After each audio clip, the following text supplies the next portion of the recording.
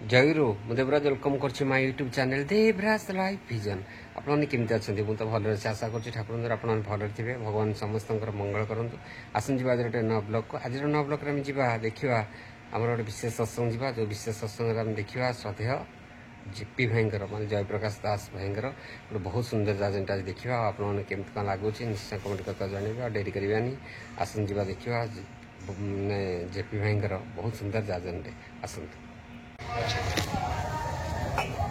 जुगत्राता श्री श्री ठाकुर जगत जननी श्री श्री बड़मा परम पूज्य पाद श्री श्री बड़दा प्रधान आचार्य श्री श्री दादा श्री चणार बिंदरे मोर कोटि कोटि प्रणाम निवेदन।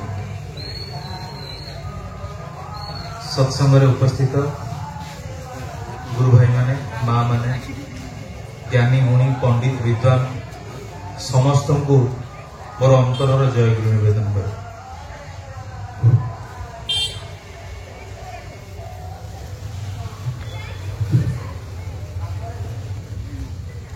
श्री श्री ठाकुर जो सत्संगर सानिध्य टिक आम लाभ करुचे प्रकृत जदि मनीषर तुंड भितरे सही ईश्वरंकर नरलीला को प्रकृत आमे माने व्याख्या करि पारुथांतु प्रकृत कियदंश ईश्वरंकर नरलीलाटा जहा ताकू जदि आमे टिके तोली धरि पारुथांतु प्रकृत तांकर जो मंत्रर महिमा जहा आज गुरु भाई मानकु माँ मानकु एकजुट करी अंतर भीतर अनुभूति प्रवण करी तोलिछि से अनुभूति जदि प्रकृत प्रति प्रत्येक पाखरे कान डाकी कुहा जाए ताले मु भाबुनी ये जेते घर अछि ये घर भितर कम लोक रहिबे आउ ठाकुरंकर चतुर्पार्श्वरे लोकंकर समावेश अधिक होई उठिबो कहीं परम पिता दरबारटा हूँ से ईश्वर पाखक चारि प्रकार लोक आसती आर्त अर्थार्थी ज्ञानी आउ जिज्ञासु ये चारि प्रकार लोक ईश्वर पाखक आसती। आउ ईश्वर जेतेबेले जगत धरावतरण करती मनीष जे अवस्था मनीष आसे पाखक जे प्रकार शून्यता नहीं आसे पाखक जे प्रकार अभाव नहीं आसे मनीष पाखक मनीष परिपूरित हुए। आउ प्रकृतिर नियम हूँ कड़े आम शुणीचे शून्य जहाँ ताको पूर्णतार भरीदला यह हूँ प्रकृतिर नियम। ठाकुर सत्संग बाहर गोटे अनुष्ठान भली लगिपे घरे विभिन्न लोक मानसिक कले ये छोट पिला ना सत्यनारायण पूजा करती विभिन्न जगह तीनाथ मेला हुए आम सब देखीचु घोड़ा नाच हुए विभिन्न जिनिस मानसिक जिनस करा जाए जो गोटे भजन कीर्तन भी हुए गोटे खाइबा पीबार आयोजन भी हुए किंतु ठाकुर सत्संगर जो भावधारा एटा बाहर गोटे आनुष्ठानिक भाव भजन कीर्तन गोटे खाद्य पेयर गोटे आसर लगुले ठाकुर जगत को आसवर उद्देश्य आ ठाकुर सत्संग प्रतिष्ठान जो आंदोलन ता उद्देश्य ता किसी भिन्न थिला। मु शुणिची ए गाँव अधिकांश लोक समस्ते श्रेष्ठ वर्ण लोक जहाँ को विप्र वर्ण बोली कहा जाए आउ परम पिता सौभाग्य मु निजे विप्र कूल जन्म किंतु निजर पड़ा पड़ोशी बंधु बांधव आउ अतीतर चलनी को देखिले मु निजे जेतेबेले चिंता करे देखे ठाकुर को धरिला परे प्रकृत आम ये जो विप्रत्वटा कौन एटा को आम जानिया को मिलला। ठाकुर को धरला परे मु शुणिची जो माने क्षत्रिय जो माने वैश्य से ठाकुर को धरला परे प्रकृत क्षत्रिय चित्त कर्म कौन वैश्यचित कर्म कौन केमिति भाव चलवा हुए समस्त किसी कथा ମଣିଷ ଜୀବନ ଯେତେବେଳେ ସଦ୍ଗୁରୁ ଆସନ୍ତି ସେତେବେଳେ କୁଆଡେ ସେ ଜାଣିପାରେ। ଆଉ ସେଥିପାଇଁ ସଦ୍ଗୁରୁଙ୍କର ଅନ୍ୟ ଏକ ନାମ ହଉଛି ବୈଶିଷ୍ଟ୍ୟ ଭଳି ଆଫୁର୍ୟମାନ। ସେ ମଣିଷ ଭିତରେ ସୁପ୍ତ ଥିବା ତାର ବିଶିଷ୍ଟ ଗୁଣ, ତାର ବୈଶିଷ୍ଟ୍ୟକୁ ଜାଗ୍ରତ କରି ତାକୁ ଯେ ଉପଯୁକ୍ତ ଚରିତ୍ର ପ୍ରଦାନ କରନ୍ତି ସେ ହଉଛନ୍ତି ବୈଶିଷ୍ଟ୍ୟ ପାଳି। ମନେ ପଡେ ରାମକୃଷ୍ଣ ପରମହଂସଙ୍କର ସେଦିନ ସେଇ ଯୋଉ ଛୋଟ ଗଳ୍ପ, ଗୋଟେ ବ୍ୟାଧ, ଗୋଟେ ଶିକାରୀ ଗୋଟେ ବାଘୁଣୀକୁ ଶିକାର କରିବା ପାଇଁ ଯାଇଥିବ। ସେ ବାଘୁଣୀକୁ ଯେତେବେଳେ ଶିକାର କରିବା ପାଇଁ ସେ ଯେତେବେଳେ ତାର ତୀର ମାରେ, ସେ ବାଘୁଣୀ ଦେହରେ ସେ ତୀର ବାଜିକିରି ବାଘୁଣୀଟି ସେଇଠି ଘାଇଲା ହେଇଯାଇଛି, ପଡିଯାଇଛି। ବାଘୁଣୀ ପେଟରେ ଗୋଟେ ଛୁଆ ଥିବ, ବାଘୁଣୀ ସେଇଠି ମରିଗଲା। ବାଘୁଣୀର ଛୁଆଟା ପ୍ରସବ ଲାଭ କଲା। ଆଉ ଅତି ଛୋଟ ବେଳୁ ସେଇ ଯୋଉ ବାଘୁଣୀର ଛୁଆ ଛୋଟ ବାଘ ସେ ଛେଳି ପଲରେ ବଡ ହେଇଛି। ଛେଳି ମାନେ ଯାହା ଖାଆନ୍ତି ବାଘୁଣୀ ସେଇ ବାଘ ସେୟା ଖାଉଛି। ଛେଳି ଯୋଉଠି ବସୁଛନ୍ତି, ଛେଳି ଯୋଉଠି ଶୋଉଛନ୍ତି, ତା ସେଇ ପଲ ଭିତରେ ଇଏ ବି ସେଇଠି ବସୁଛି, ଇଏ ବି ସେଇଠି ଖାଉଛି, ସେମିତି ଛେଳି ମାନଙ୍କ ଭଳିଆ ବୁଲୁଛି। ଏମିତି ଅନେକ ଦିନ ବିତି ଯାଇଛି। ଆଉ ଏକ ବାଘ ଯିଏ ଛେଳି ପଲକୁ ଆକ୍ରମଣ କରିବା ପାଇଁ ଆସିଛି, ଶିକାର କରିବା ପାଇଁ, ସେ ଯେତେବେଳେ ଛେଳି ପଲକୁ ଗୋଡାଏ, ସେ ଯେତେବେଳେ ଦେଖିବ ଛେଳି ଦୌଡୁଛନ୍ତି, ତା ଭିତରେ ଗୋଟେ ବାଘଟେ ଦୌଡୁଛି। ସେତେବେଳେ ବାଘ ତାକୁ ଲକ୍ଷ୍ୟ କରିବ, ତବେ ଛେଳି ମାନଙ୍କ ଭିତରେ ବାଘଟା କଣ ଦୌଡୁଛି?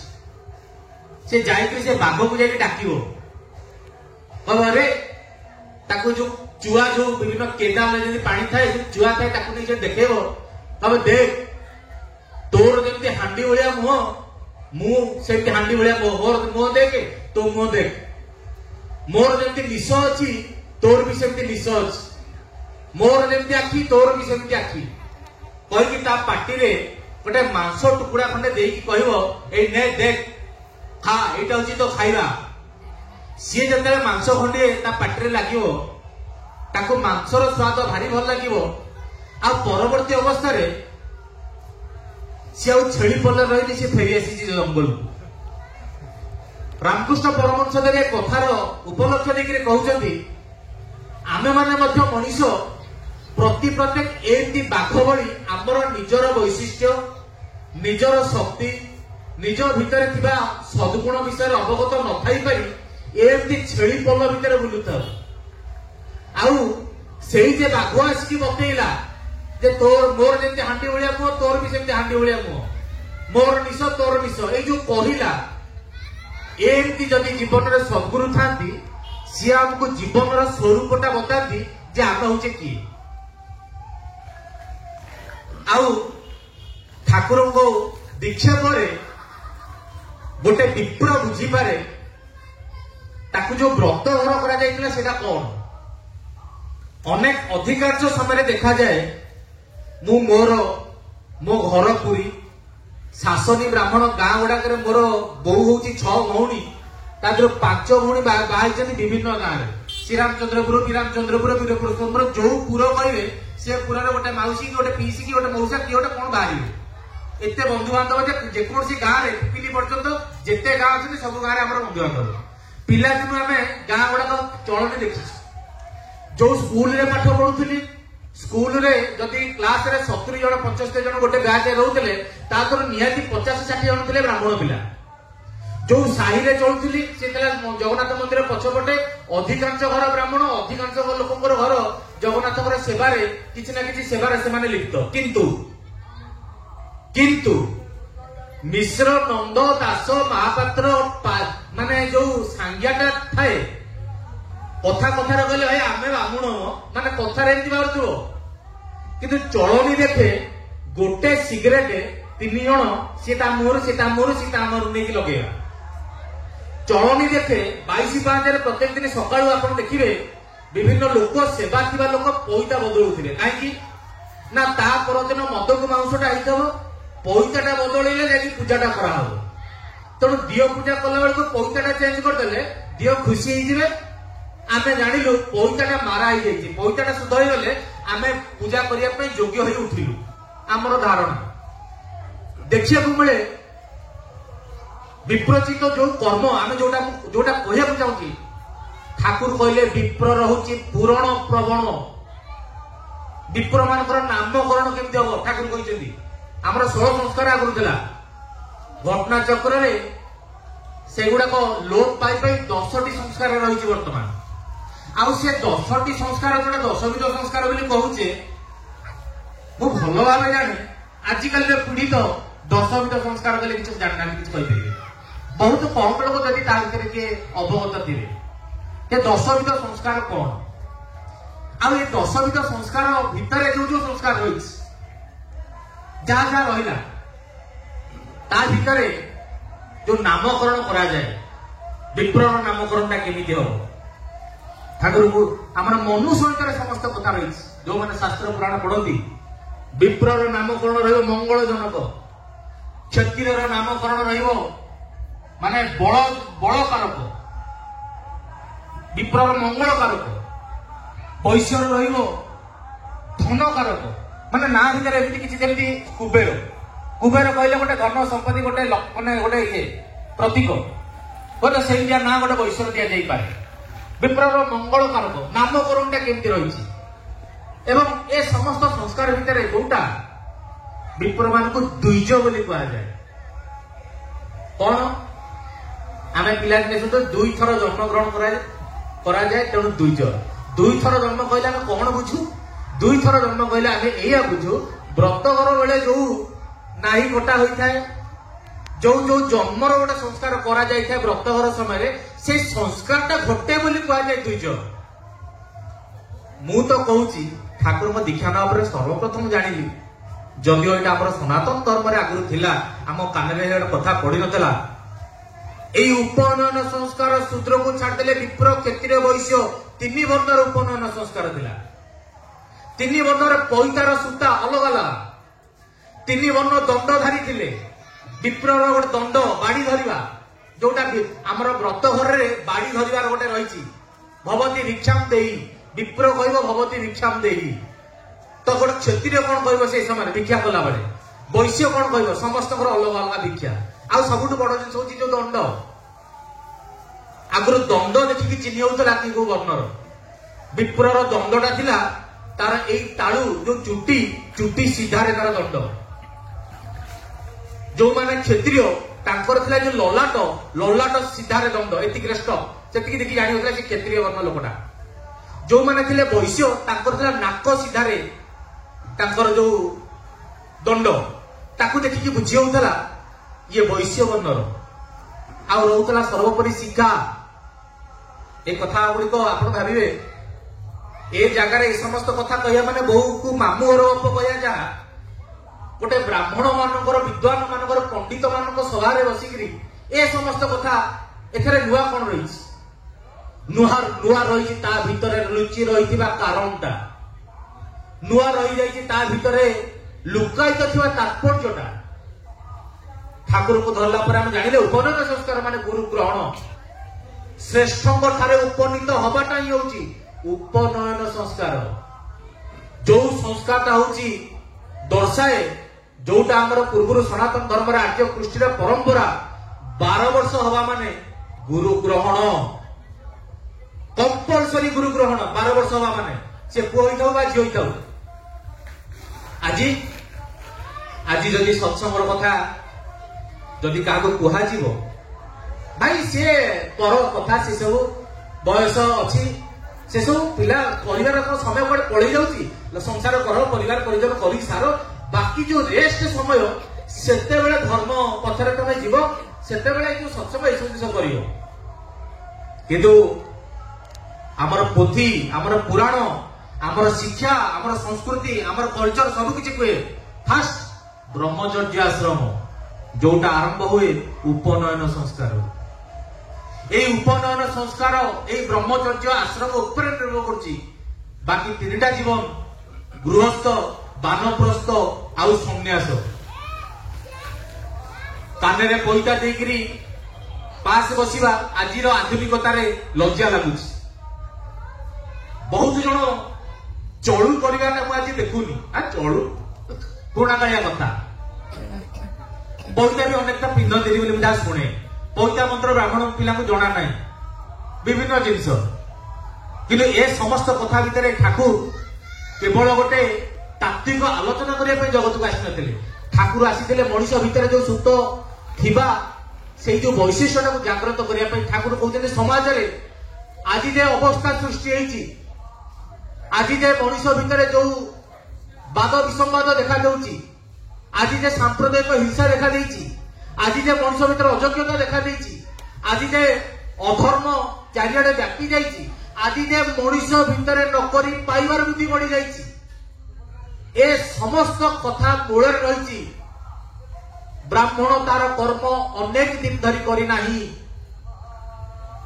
ଆଉ ଏଇ ଚତୁର୍ବର୍ଣ୍ଣକୁ ବୁଝିବା ପାଇଁ ମଣିଷ ଦେହଟାକୁ ମାନେ ତାକୁ ଉପଲକ୍ଷ୍ୟ ଦେଇ କୁହାଯାଏ ବିପ୍ର ହଉଛି ମଣିଷର ମସ୍ତକ, କ୍ଷତ୍ରିୟ ହଉଛି ବାହୁ, ବୈଶ୍ୟ ହଉଛି ଏଇ ଯେ ପେଟ, ଆଉ ଶୂଦ୍ର ହଉଛି ଚକା ଯେମିତି ଗୋଡ ଦୁଇଟି। এই বিপ্র মানে সমাজরে ব্যক্তি জীবনঠু আরম্ভ করে রাষ্ট্রীয় জীবন পর্যন্ত যেতে সমস্যা এই গবেষণা করে পোথি পুরাণ যা কিছু রয়েছে আমার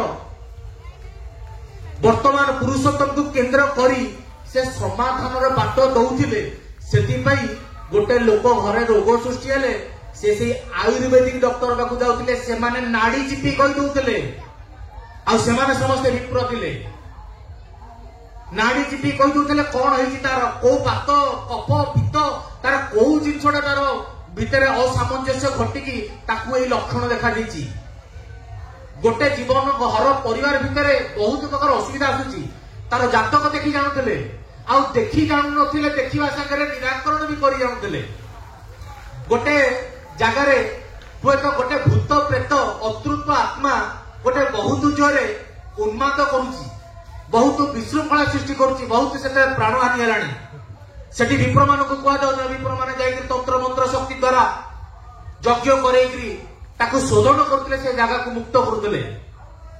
ଦେଖାଯାଇଛି କୌଣସି ଜାଗାରେ ବୃଷ୍ଟି ହଉନି, ଦେଖାଯାଇଛି କୌଣସି କ୍ଷେତରେ ସେଠି ଯୋଉ ଫଳ ଫଳୁନି, ଚାଷ ହଉନି, ସେ ଜାଗାରେ ମଧ୍ୟ ଭାରତ ବର୍ଷରେ ଏମିତି ଶକ୍ତି ଥିଲା, ସେ ଶକ୍ତିକୁ ପ୍ରୟୋଗ କରି ଦେଖୁଥିଲେ যে কেমতি যোটা অসম্ভব যোটা করা যাই ন পারিব এই বিপ্র মানে তাকু গবেষণা করি বৈজ্ঞানিক পদ্ধতিরে তাকু করে দেউଥିଲେ।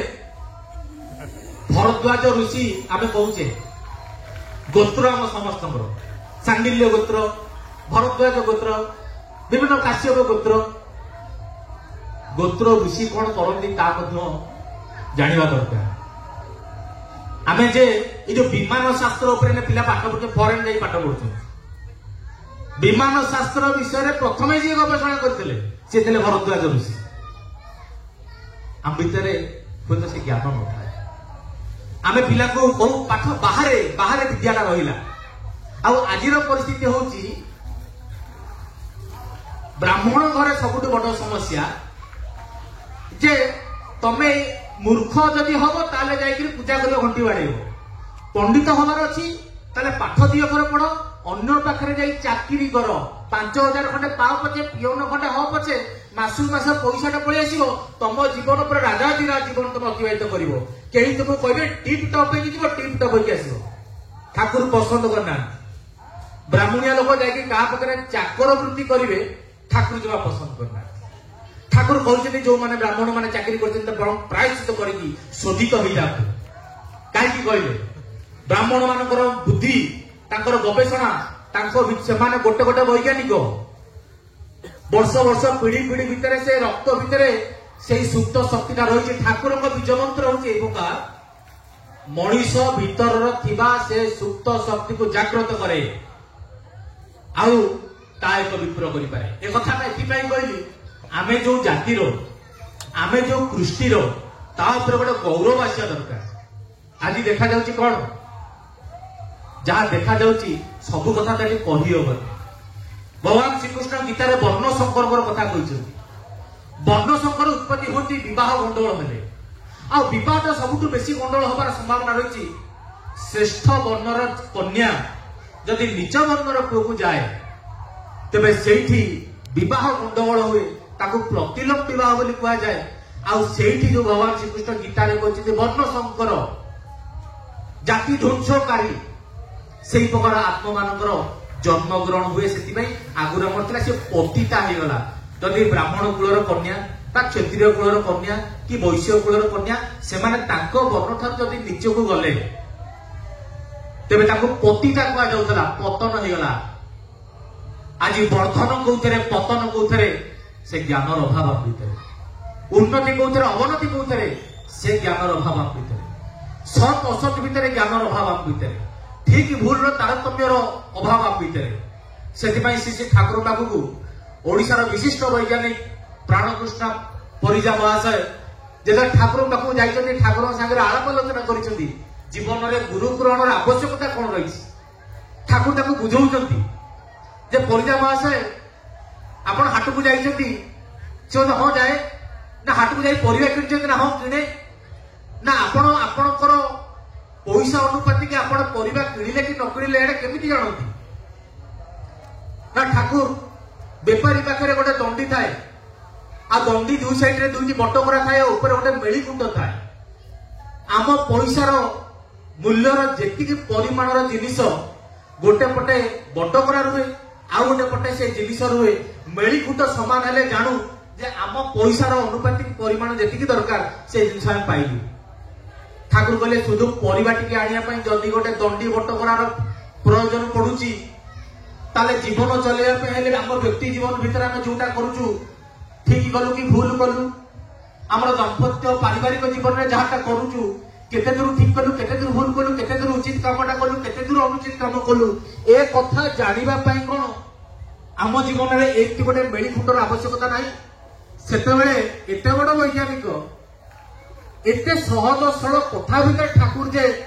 विराट तत्वटा धरी देले परिजा महाशय मानि नेले जे जीवन में आदर्शंकर प्रयोजन अपरिहार्य कहीं ठाकुर कहते धर्मर निशाना माने लक्षण एया जे मनीष योग्य हो उठिबो दक्ष हो उठिबो ठाकुर कहते तुम्हें धार्मिक सेते बेले तुम्हें ठाकुर कहते तुम्हें धर्म पालन करुच पूजा आर्मिक ये उपवास व्रत भितर तुम्हें व्रती रहीच अथच तुमर जीवन रे जस ना तुम जीवन रे ये जो माने निजर उन्नति ना तुम जीवन रे ऐश्वर्य ना ताले तुम्हें धर्म को आमंत्रण करना बरम धर्मर आडंबर तुम्हें करुच जोटा श्री से ठाकुर को दीक्षा पर सर्वप्रथम मनुष्य रुए गुरु मनुष्यर अंधकार गुरु अज्ञानता मनुष्य को ज्ञानटा जो देखाती प्रथम जिनस आम भाविलु जे गुड़ाए उपवास गुड़ाए व्रत दियो देवता पाखे गुड़ाए माने फूलमाल धूप दीप गदेदेले प्रभु खुशी हे देखा मिले गणेश पूजा हला पैसा आदाय कर केते बड़ जाकजमक आम आम देखु सोकल समाज में पूजाटार स्तर कौटी चली जाइए पूजार स्तर हूँ नर्तकी आनिक नाचिबा एपटे दुर्गा को पूजा करवा एपटे मु सेदिन जाउथाए पुरी रे से आम स्टेशन पाखे गोटे जगार किछि पिला गणेश को बसई गोटे छोट जगार गणेश को बसई साउंड लगी गीत जो गीत सी हूँ अति आधुनिक से गीत जो भाव आसो छाड़ तले दुई तीन जन ताश खेलुंट बोतल रे जने ढाड़ी तीन जन को दे पकाउची जे पीब से ताश बाड़ौ मुझे कहले खाए गणेश निजे भावुथे कहीं मत माने आम से जो जो साउंड रे से गीतटा बाजुला आम से चल प्रचल कर पार नथु गणेश भावुथे मत कोठी आनिक बसैल आमे पूजा करूचु पूजा भितर जो तात्पर्यटा रही सेटा हूँ बुझुनु बहु वास्तव कथा कहले अंतर को आघात लगी पारे मोर उद्देश्य नुह केबे काहू तात्सल्य करी कि कार अंतर को आघात दवा किंतु समाजर वास्तव परिस्थिति जहाँ घटी चली ठाकुर समस्त विधान दिया सत्वे भी आमे माने भी ठीक भाव में पाड़ी पारिनु आमे माने आपण मान पाखरे जणई पारुनु जहाँ फल ठाकुर अव्यर्थ औषध समाज गठन करने जो जो ठाकुर पंच महौषधि देकी जाइछन्ति सबु थाई मध्य आज आम जीवन अभाव असुविधा पारिवारिक जीवन में दुर्घटना विभिन्न प्रकार असंगति विभिन्न प्रकार अत्याचार जहाँ देखुचे समाज में सबकि दिन को दिन घटी चली स्वस्ति मिलूनी ଆଉ ଠାକୁର ତାଙ୍କର ସହଜ ସରଳ କଥା ଭିତରେ ସେ ସମସ୍ତ କଥା ଗୁଡିକ ଧରେଇ ଦିଅନ୍ତି। ମଣିଷ ଗୁରୁ ଗ୍ରହଣ କଲେ, ଦୀକ୍ଷା ନେଲେ, ସତ୍ସଙ୍ଗ ଆସିଲେ ସର୍ବପ୍ରଥମ ବୁଝିବାକୁ ପୁରୁଷଟେ ହବା କେମିତି ହବା ଦରକାର, କି ଝିଅଟେ ହବା କଥା କେମିତି ହବା ଦରକାର।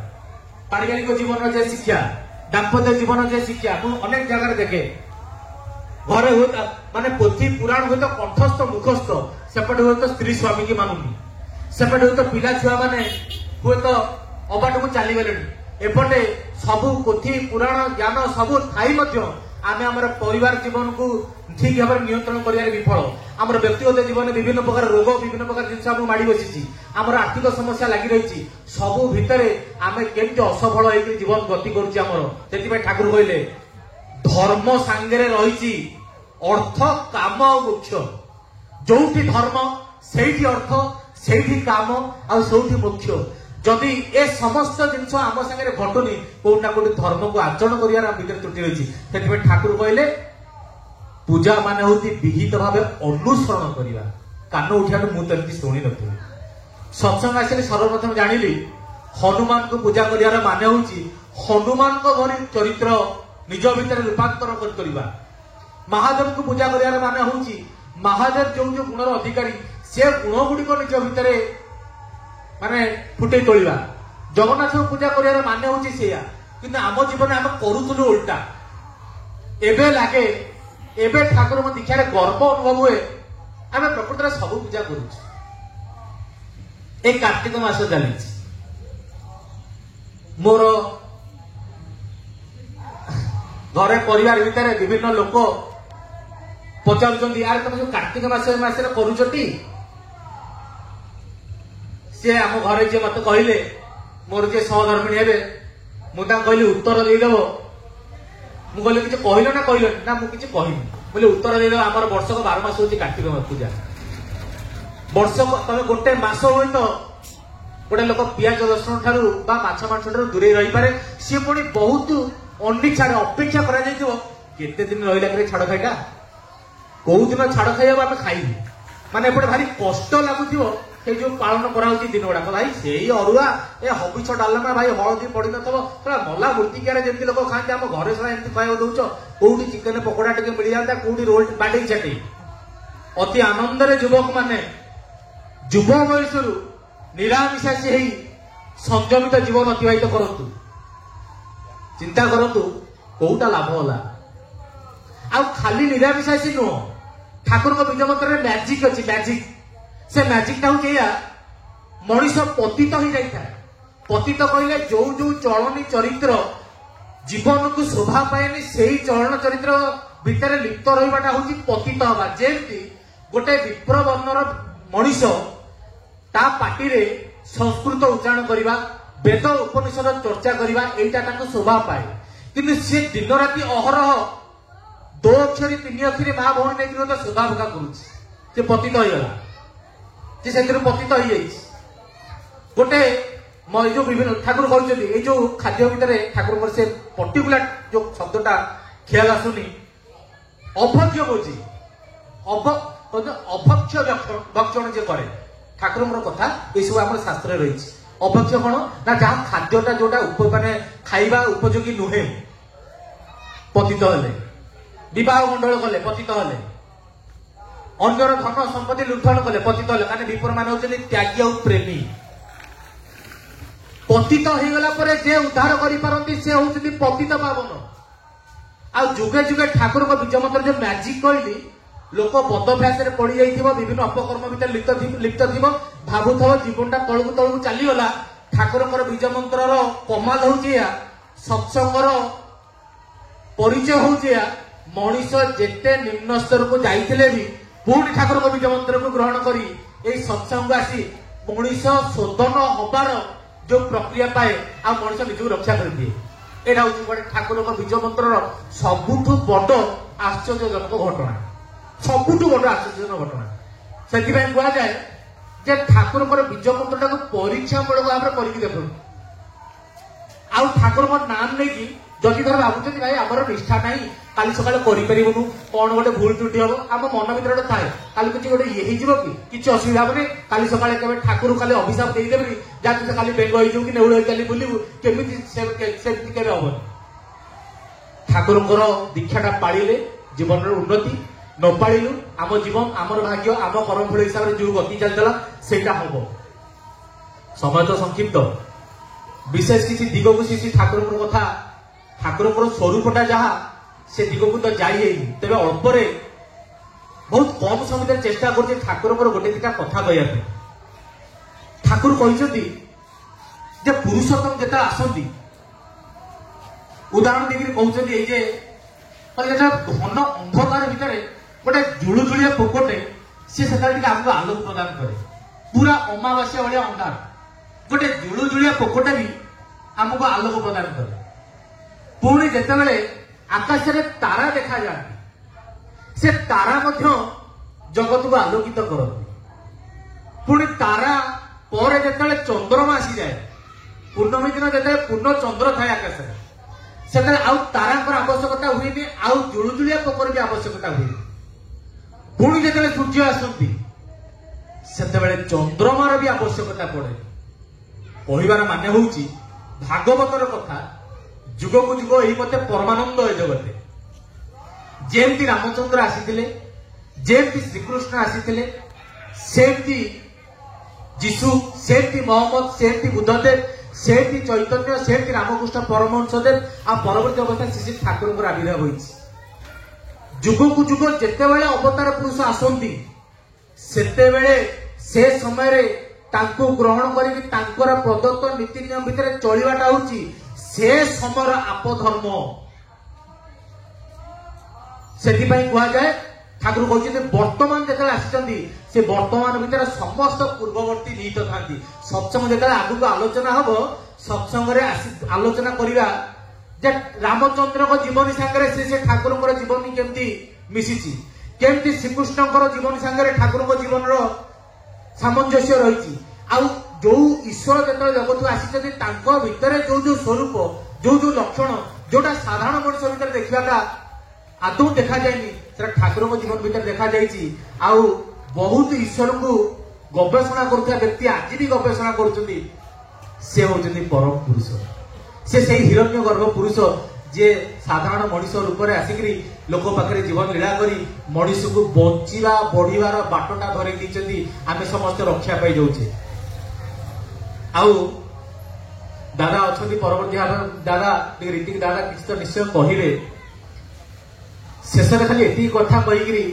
वक्तव्य मोर सांग करी ए ग्राम किसी दिन तले किसी युवक भाई मैंने ठाकुर दीक्षा नहीं ठाकुर दीक्षा को बुझीबार उपयुक्त समय हूँ युव बयस जो मैंने दीक्षा नहीं ठाकुर को दीक्षा नेला गोटे इष्टवृत्ति करा पड़े इष्टवृत्ति कौन अनेक इष्टवृत्ति की नहीं थट्टा प्रयास करती से इष्टवृत्ति किसी नुआ नुहे जहाँ से दिन भगवान श्रीकृष्ण गीतार कहते मत जे नदे खाए से कुकुर सांगे सामान हुए आउ विप्रवन आमको व्रत घर पर कह जाए अन्न नवा पूर्व आग नैवेद्य आग दि जाए आमर संस्कृतिर शिक्षा अन्न नवा पूर्व आग आम चलुटा करें नौचे ताने अन्न आमे ग्रहण करने पूर्व आग मालिक दीन दयाल मालिक को आग से भोज्य निवेदन करी निजे खाइबा ए शिक्षा ठाकुर किसी नुआ देले ठाकुर से वास्तव भाव में सका उठिला क्षणी कर प्रभु को दयालु आज मो जीवनटा आज गोटे नुआ दिन देखुची रविवार संडे आज संडे बहुत लोक काली भी सरी जाइए संडे देखी पार ना सटरडे पाखे लास्ट डे होता आम भाग्यवान आज संडेटा देखिले रविवार देखिले तेणु कृतज्ञता प्रथम हे प्रभु आज सूर्योदय आज देखिली आज मो मुठे दाना अच्छी आज मो कना अच्छी आज मो मुंडे छात अच्छी प्रभु मो शक्ति रे किछि नहीं सब तुम दया मत खाद्य वस्त्र बासगृह पवन वायु सबकि अग्नि सबकि तुम जगत टाक उपभोग कर बंची तेणु तुम जगत पाखे मोर कृतज्ञता निवेदन करी ए इष्टवृत्ति टिकक निवेदन करुच्ची कौन आम अस्वीकार करवा दीक्षा नेले इष्टवृत्ति करने हुए आउ दीक्षा जो बीज मंत्र इष्टवृत्ति आमती सत्संग यह जीवन अभ्यास को बदलाए चरित्र बदलाए विभिन्न ग्रह दशा मनुष्य को रक्षा करे आदिन जो डाकटा भगवान श्रीकृष्ण देते सर्वधर्मान परित्यज्य मामेकं शरणं व्रज अहं त्वां सर्व पापेभ्यो मोक्षयिष्यामि मा शुचः। तुमर मनगढ़ा धर्म को भूली जाई सर्वधर्मान परित्यज्य जिते प्रकार धर्म रखते समस्त किसी त्याग करी सर्वधर्मान परित्यज्य मामेकं शरणं व्रज मोर शरण निय अहं त्वां सर्व पापेभ्यो मु तुम मान को समस्त किसी पापरु मोक्षयिष्यामि मा शुचः। मु तुमको समस्त भितर मोक्ष दे पारि मुक्त करि पारि मते निर्भर कर मते भरोसा कर से कथा ही श्री ठाकुर कहते केते जीवन कुआड़े देकी देखिलु रे एई जीवनटा ए माने बुढ़ा ब्राह्मणटा हाथ देकी देख ठाकुर बीज मंत्र केमती पारद भली मनुष्य भितर गति कर तार समस्त किछिटा को त्रिताप ज्वाला हरण हुए ठाकुर दीक्षार सियाड़े जाई हबो।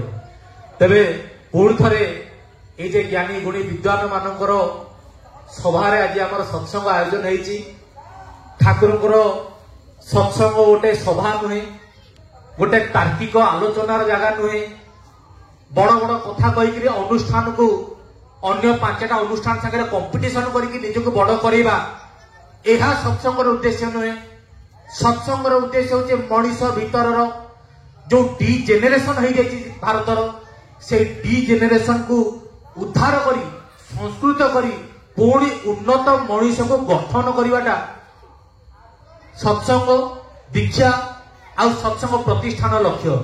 तेरे समस्त मंगल उद्देश्य से ठाकुर पाखे प्रार्थना करे ठाकुर पाखे निर्भर करी तांकर एई जो सतनाम सद्गुरु सत्संग जीवन को केमती रक्षा करे आपण माने परीक्षामूलक भाव में करके किसी दिन देखी पारती जे श्री श्री ठाकुर अनुकूल चंद्रंकर शक्ति को प्रकार भाव में जीवन परिवार और भाग्य उपर क्रिया करे। जय गुरु।